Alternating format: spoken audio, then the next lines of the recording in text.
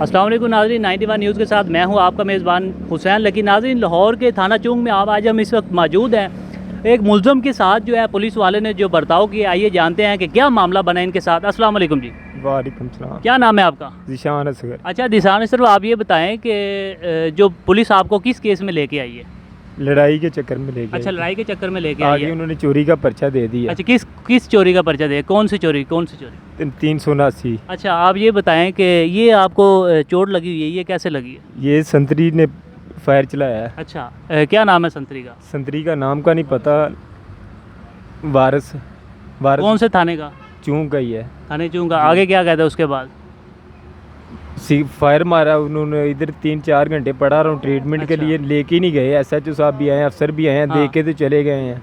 किसी ने ये नहीं कहा इसको उठा के हॉस्पिटल ले जाए। उधर भी गए हैं 3-4 घंटे, यही चलता रहा उधर भी। ये देखे सर, नीचे कैमरा मारे ना। बिल्कुल, ये मेरा कैमरा मैं नीचे की तरफ दिखा सकता है कि थाने चूंग के अंदर जो है मामला बना है। यहाँ पर जो है संतरी ने एक चोरी का मामला था और उसके ऊपर जो है FIR डाल दी। FIR डालने के बाद लड़ाई का मामला था और उन्होंने चोरी की FIR डालने के बाद जो है इनको फायर मार दिया।